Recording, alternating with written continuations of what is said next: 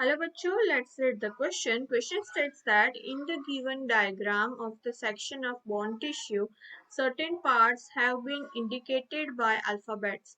Select the answer in which these alphabets have been correctly matched with the parts with which they indicate.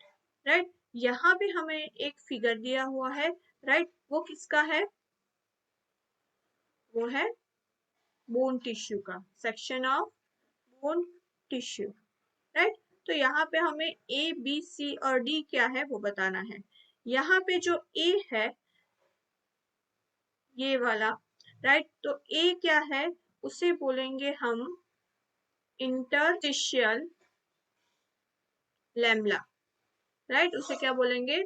Interstitial lamella. अभी ये जो interstitial lamella होता है वो ऑस्टियन के बीच के जो स्पेस होता है उसे भर देता है. राइट, ऑस्टियंस के बीच का जो स्पेस होगा उसे क्या करेगा? फिलअप करेगा. राइट, तो उसे हम बोलेंगे इंटरस्टिशियल लैमेला जो कि ए में होगा. राइट, उसके बाद है बी, दिस वन. राइट, तो बी जो है वो क्या है? ओस्टियोसाइट्स है. क्या है? ओस्टियोसाइट्स. अभी ये ओस्टियोसाइट्स जो होता है वो आप देख सकते हो बेसिकली स्टार शेप का होगा. कैसा होगा? स्टार शेप्ड होगा. राइट, और वो बेसिकली टाइप ऑफ है, टाइप किसका है? बोन सेल का. राइट, वो कहाँ पे देखने को मिलेगा? हमें मैच्योर बोन टिश्यू में देखने को मिलेगा, इन मैच्योर बोन टिश्यू. तो हमारा जो बी हुआ वो क्या है? ऑस्टियोसाइट्स.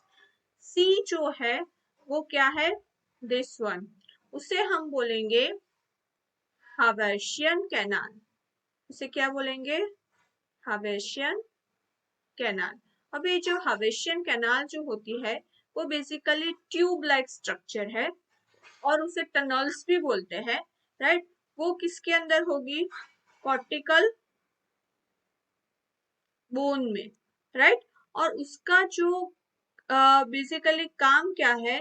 वो बोन को अलाउ करता है ऑक्सीजन के, यानी कि ऑक्सीजन जो बोन को मिलेगा वो किसके थ्रू मिलेगा? हावेशियन कैनाल के थ्रू. और ये लास्ट में जो डी है, राइट, वो डी जो है हमारा वो क्या है? एंडोस्टियम. क्या है? एंडोस्टियम.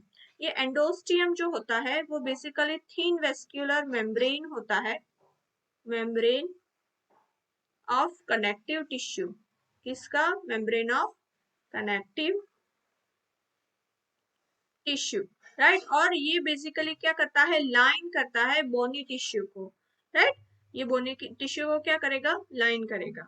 तो हमारा जो करेक्ट आंसर आएगा, hope you understood this. All the best, thank you.